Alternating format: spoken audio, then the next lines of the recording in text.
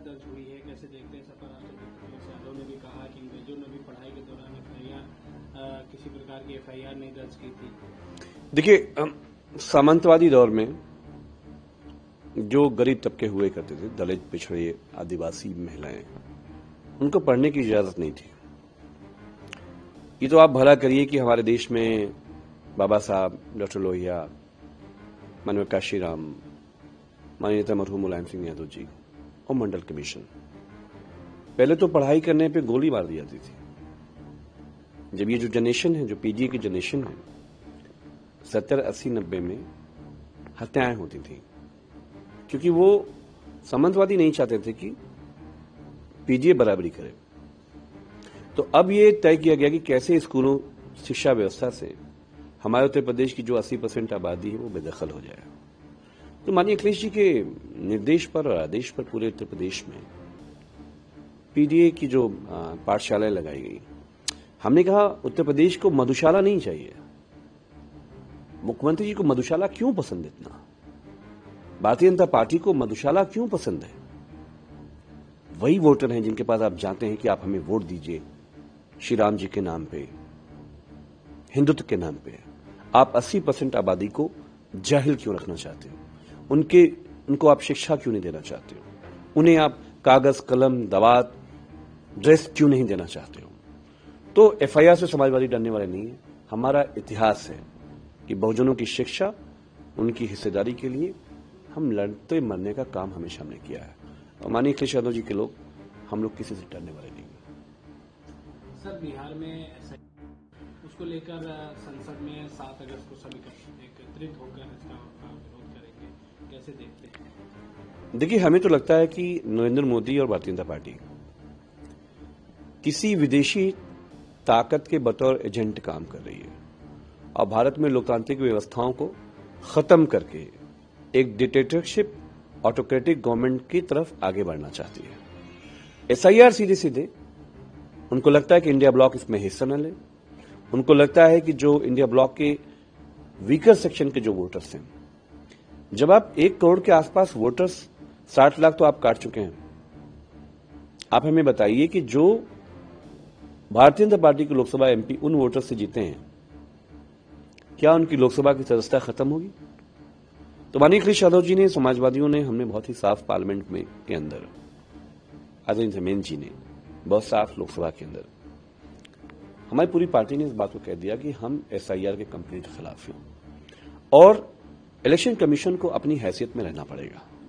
क्योंकि अगर वोटर नहीं होगा तो इलेक्शन कमीशन के रहने की जरूरत क्या है? अगर लोकतंत्र नहीं होगा तो इलेक्शन कमीशन के रहने की जरूरत क्या है?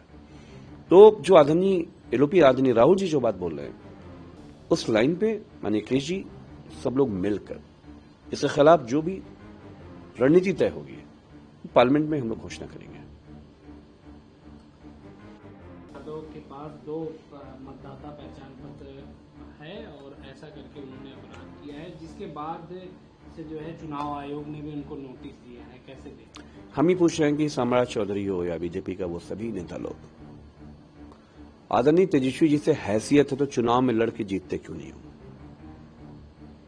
क्योंकि पूरे बिहार में मोस्ट बैकवर्ड, महादलित, दलित, बैकवर्ड, उसको मालूम हो गया कि नरेंद्र मोदी और नीतीश जी का जो राज है, नीतीश जी की पार्टी तो खत्म हो चुकी है। इस चुनाव के बाद उस पार्टी का अस्तित्व नहीं बचेगा। खुद नीतीश जी इसका भुगतान उनको देखने को मिलेगा। इसलिए भारतीय जनता पार्टी ने एक रास्ता निकाला और वो बहुत बड़े बड़े लोगों के नाम है जो उसमें सूची में शामिल नहीं है। बात तो अभी आदरणीय तेजस्वी जी की हो रही है। तो सवाल हम बीजेपी से यही करना चाहते हैं कि तुम तेजस्वी जी के सामने आके क्यों नहीं लड़ते हो? क्यों तुम्हारे डीएनए में कायरता है, तुम पीछे से वार करोगे? आजादी की लड़ाई में भी पीछे से वार कर रहे थे मुखबिरी करके, और आज जब आदरणीय तेजस्वी जी ने समाजवादी इनकलाब का नारा बुलंद करते हुए पूरे इंडिया ब्लॉक को लेकर बराबरी में इस संविधान विरोधी सरकार के खिलाफ खड़े हुए हैं, तो आपने तय किया कि 1 करोड़ के आसपास वोट काट दिया जाए। सामने आकर लड़िए, कायर मत बनिए।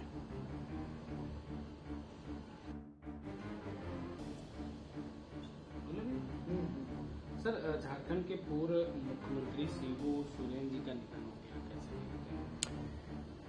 देखिए, मरहूम शिबू सोरेन साहब, सबसे पहले तो समाजवादी पार्टी तहे दिल से श्रद्धांजलि अर्पित करती है। खिराज अकीदत उत्तर प्रदेश के पूरे देश के लोग पेश करते हैं। उनकी जिंदगी भारत के लिए, भारत के लोगों के लिए और विशेषकर झारखंड के लोगों के लिए, चाहे वो राज्य के बनने का आंदोलन रहा हो, चाहे वो बिहार से लेकर झारखंड तक हमारे इस पूरे देश में आदिवासी समाज की जुबान रही हो। आदरणीय शिबू सोरेन जी ने आदिवासियों की जो देश में गिनती नहीं होती थी, उनके मुंह में जबान देने का काम किया। एंड वो सभी जो आदिवासियों के हक और अधिकार थे, जल जंगल जमीन के, उन अधिकार को देने का काम किया। मुझे लगता है कि उनका जाना ऐसे समय पे जब हेमंत सोरेन जी, उनका पूरा परिवार इस देश में एक फैशिस्ट मनुवादी ताकत से लड़ रहे हैं, ये सिर्फ हेमंत सोरेन जी के लिए क्षति नहीं है, ये पूरे देश में समाजवादियों के लिए, बहुजन समाज के लिए एक बहुत बड़ी क्षति है। और हम इतना कह सकते हैं कि हम उनके जो सपनों का भारत था, उनको बनाने में समाजवादी पार्टी, समाजवादी आंदोलन, उनके लिए लड़ने का काम करते हुए उन्हें हम खिराज अकीदत देने का काम करेंगे। असम के मुख्यमंत्री हैं हेमंत बिस्वा शर्मा, वो आरोप लगा रहे हैं कि राहुल गांधी देशद्रोही हैं, केवल बांग्लादेश और पाकिस्तान के मुसलमानों का ही समर्थन करते हैं। देखिए, हेमंत सोरेन जो है मुख्यमंत्री हेमंत बिस्वा शर्मा कहते हैं कि राहुल गांधी देशद्रोही हैं और केवल ये बांग्लादेश और पाकिस्तान के मुसलमानों का समर्थन करते हैं, ऐसा उनका आरोप। देखिए, हेमंत बिस्वा शर्मा, बहुत सारे लोग सोशल मीडिया पे ट्रोलर होते हैं, लेकिन मुख्यमंत्री भाजपा में भी ट्रोलर मुख्यमंत्री होते हैं। ये हेमंत बिस्वा को देखने से पता चलता है। आपके लिए बांग्लादेशी समर्थक है।